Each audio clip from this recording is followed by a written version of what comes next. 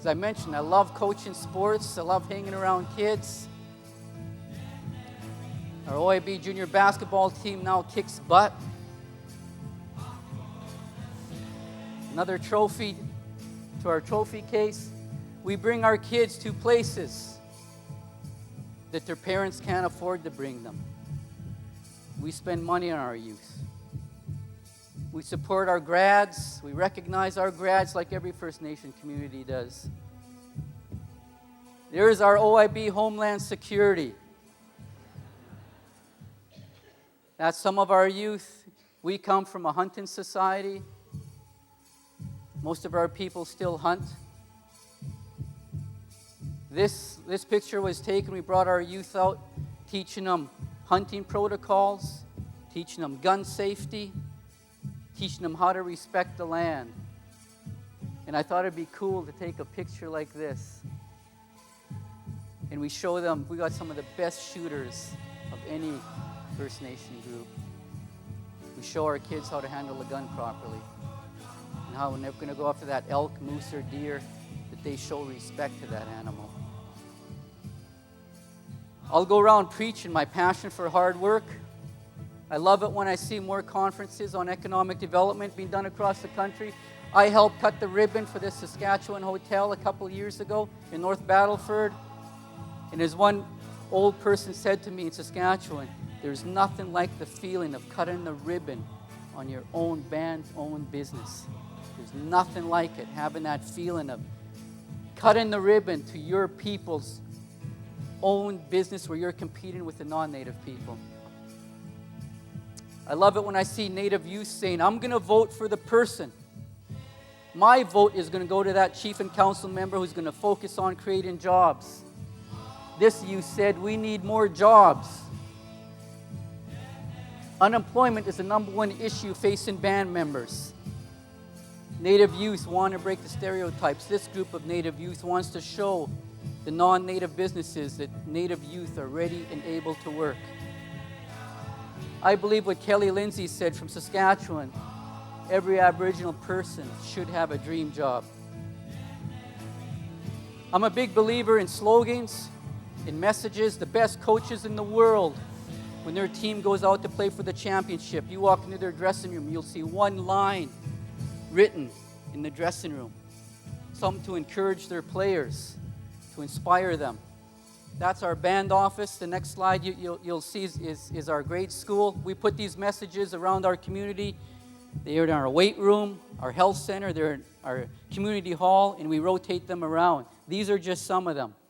Your education employs you or it disqualifies you. This is the grade school, so kids are walking underneath these signs every day. You can't support your community if you can't support yourself. Pay your own bills, go to school or work. Join the real world, go to school or get a job. Take responsibility for your life. If your life sucks, it's because you suck. Our ancestors worked for a living, so should you.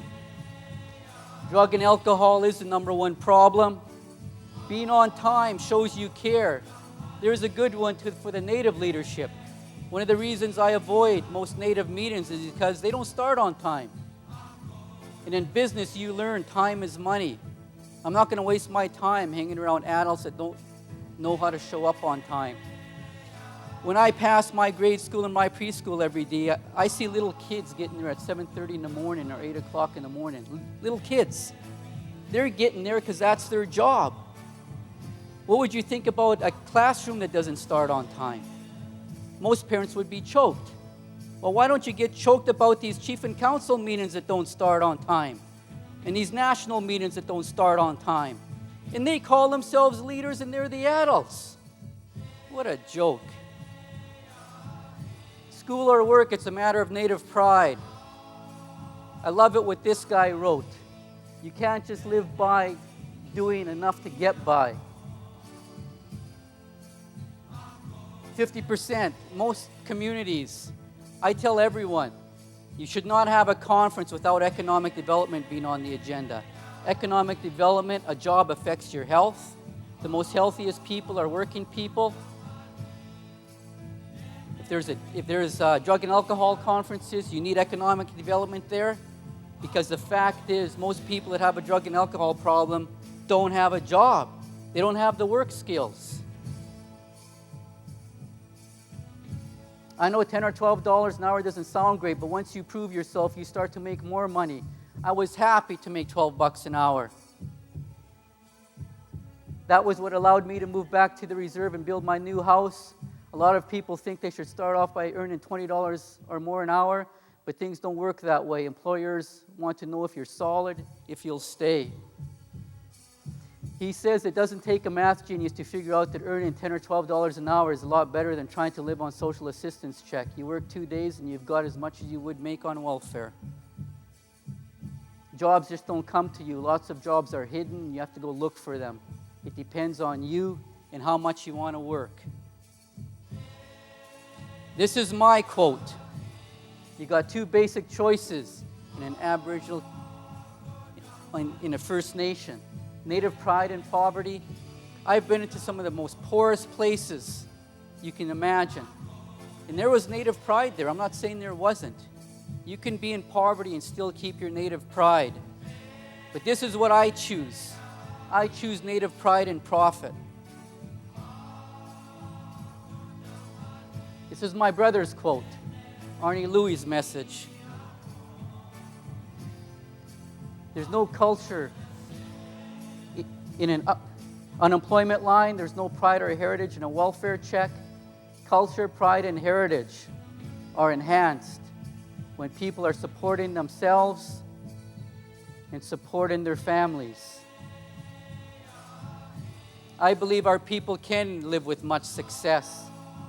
When it all comes down to it, I think most Native basically want what non-Native people have, and that's a decent job. Everyone needs the dignity of a job and not just a band office job. That's our help want ad at the Sioux Indian Band. Quit your sniffling. Bring back our working culture. The Crees, the Blackfoots, the Ojibways, the Saulteaux, the Métis, the Okanogans, the Assiniboine, we all come from a working culture. Our ancestors worked for a living.